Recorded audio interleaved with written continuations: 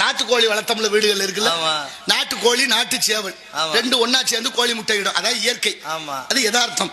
அப்படி நாட்டுக்கோழி முட்டையை தாய்மார்கள் அடை வைப்பாங்க, அவயத்துல வைக்கிறது. 22 நாள்ல கோழி குஞ்சு பொரிக்கும். ஒரு 10 முட்டை 20 முட்டை அடை வச்சோம்னா அதுல 1-2 முட்டை பொரிக்காமையும் போயிடும். பொரிக்காத முட்டைக்கு பேர் என்ன? கூமுட்டை. பொரிக்காத முட்டை கூமுட்டை. அந்த கூமுட்டை பொரிச்ச முட்டை ஓடு எல்லாத்தையும் தூக்கி தெருவுல கொட்டிடுவாங்க எங்க ஆத்தாமாருங்க. அப்படி கோழி முட்டை பொரிக்கலன்னா அதுக்கு பேர் கூமுட்டை இல்ல. இன்னைக்கு தமிழ்நாட்டுல கிடைக்கிற கோழி முட்டை எங்க இருந்து கிடைக்குது? நாமக்கல் முட்டை மாநகரம், நாமக்கல்ல இருந்து கோழி முட்டை. தமிழ்நாட்டுக்கு மட்டும் இல்ல, உலக அளவுல ஏற்றுமதி ஆகுது. உலக அளவுல ஏற்றுமதி ஆகக்கூடிய அந்த கோழி முட்டை தானே? கோழி முட்டை தான், ஒன்றும் மாற்றம் இல்ல. இல்ல அடை வச்சா கோழி குஞ்சு பொரிக்குமா? அது எப்படி பொரிக்கும்? ஏன் பொரிக்காது? அது வந்து கோழி முட்டை தானே.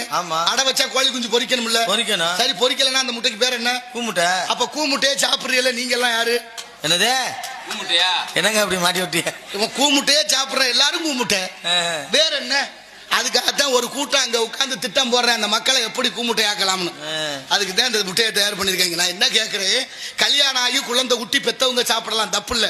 நாளைய சந்ததியை உற்பத்தி பண்ணக்கூடிய சின்ன தளிர்கள், ஆண் குழந்தைகள், பொம்பளை பிள்ளைகளுக்கு இந்த கோழி முட்டையை கொடுக்க கூடாது. எந்த கோழி முட்டையை?